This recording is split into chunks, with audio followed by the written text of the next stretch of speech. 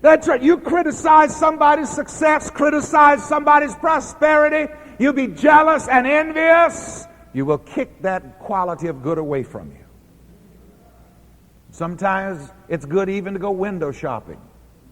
And if you don't have any cash or ways and means at the moment to buy what you want, you just go blessing it. You watch and see what happens. Just go blessing it. I dare you. If there's some good that you desire and you don't know at the moment just what material ways and means are available for you to get it, just start blessing it and seeing yourself with it. It's, again, what Reverend Ike talked about some time ago, the power of fascination. Now, when I was a kid, I was always fascinated with automobiles. I was always fascinated with good clothes.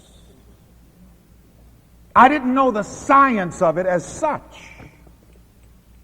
And I want you to use this power of prosperity. I want you to use this power of enjoyment this week and on and on and on.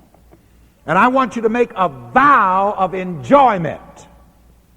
Never heard that before. It popped into my consciousness upstairs while I was listening to the practitioners. So say with me right now, I now make a vow of enjoyment. I now make a vow of enjoyment. Say it again. I now make a vow of enjoyment. Some people make a vow of poverty. Me, I make a vow of prosperity. I make a vow of success.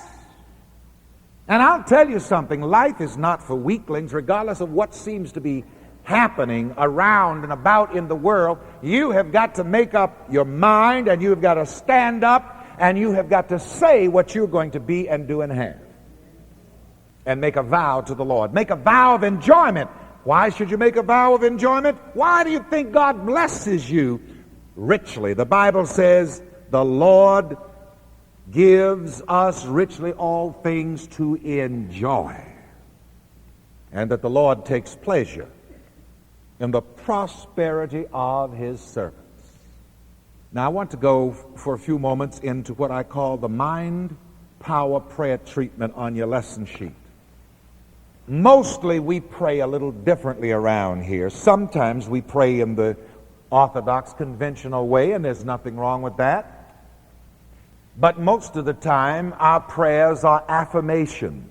Our prayers are visualizations. And so we have here now that I'd like to share with you a success and prosperity prayer treatment. What do you mean you're treating? We're treating our own thought. Because the Bible says, as a man thinks, so is he. And the Apostle Paul says, be you transformed by the renewing of your mind. And along the same line, Reverend Ike says, if you want something first, get it in your mind. Now, don't ever forget that. See, get enjoyment in your mind. Get success in your mind. Get prosperity in your mind. And when you get it in your mind, it will come to expression. So I'm going to read the first two sentences of this prayer treatment. I enjoy the very thought, the very idea, the very feeling of success and prosperity. I enjoy seeing and hearing about the success and prosperity of others. I want you to practice your power of enjoyment this week as never before. I want you to do it consciously. Enjoy the very thought of prosperity. Enjoy the very idea of prosperity. Enjoy the very feeling of success and prosperity. Feel it and enjoy it. I remember again when I was a kid and Christmas time would be coming near, I would be enjoying just the very thought and feeling of what I was going to get for Christmas. How many of you can remember that? Didn't always get it, but I sure enjoyed the thought.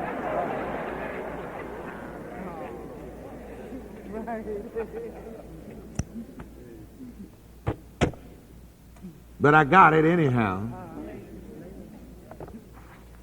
I love and bless success and prosperity, and all who are enjoying success and prosperity. My love and enjoyment of success and prosperity are a power that draws more and more success and prosperity unto me in all the good that I desire. In God, I am success. I am prosperity. I love it. I enjoy success and prosperity. Thank you, Father. And now, we have a prayer treatment here for money. People have got to stop being hypocrites about money. It's just amazing. A preacher will get up in the pulpit and rant and rave and call money dirty and evil and sinful, but I'll guarantee you he's not going to leave there unless he asks you for some.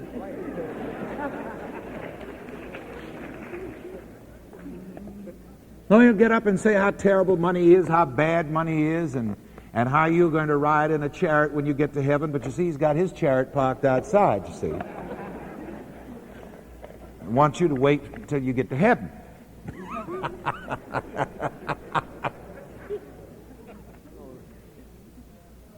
Don't be a hypocrite about money. Say that.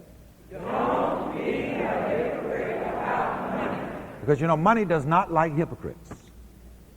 You have got to get to this place in your mind where you are not offended about money and where you will flat out admit that you like money and that you enjoy money. And you've got to let money know that money is welcome in your life. So let's clear the ear right now and let me hear every one of you say, I like money and I don't care who knows it. Money is welcome in my life. Money is welcome in my life. Ever-flowing, overflowing money. Ever-flowing, overflowing money. Is welcome in my life. Is welcome in my life. All right, that clears the air. And the treatment says, yes, I enjoy money. I enjoy the convenience of money. Say it, I enjoy the convenience of money. People, isn't money convenient? Yes. You sure? Yes. I'll tell you one thing, it's inconvenient if you don't have it. Even the preacher doesn't want to see you if you don't have some.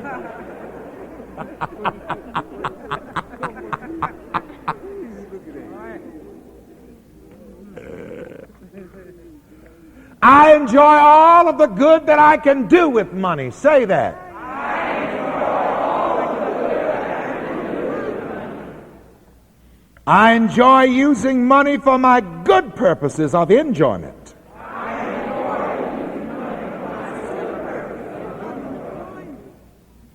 I enjoy using money to pay my bills and meet my needs.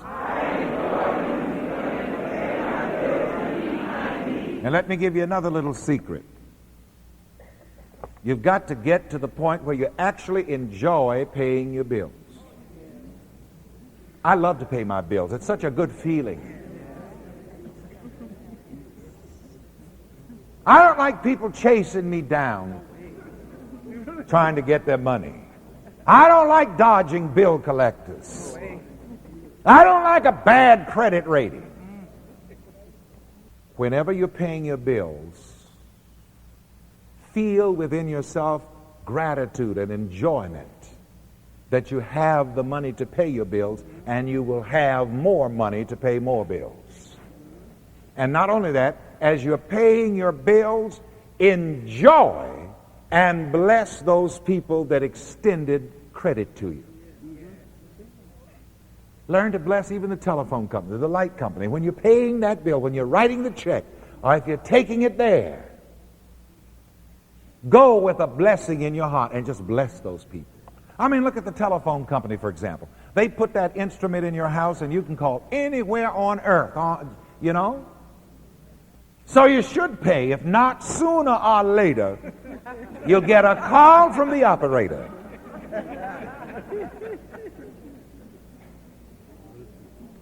Informing you that immediately after this call, Your service will be discontinued until you have brought your account up to date. But you know, they're pretty good to you. They let you go a long time now. Come on. And they'll even warn you. So when you're paying them, just love them and bless them and give thanks for that great convenience. So when you get home, I want you to take all those little payment books you've got and all the statements of the bills and so on that you owe, and I want you to take them and just put them somewhere where you can look at them and go through them, and one by one just love and bless those people and those companies. And just thank God that I have money to pay all of my bills and infinitely more. What did I say? I thank God that I have money to pay all of my bills and infinitely more. And even if you don't have it at hand at that moment, let the broke say, I am money. And you will create it with your word, with your thought.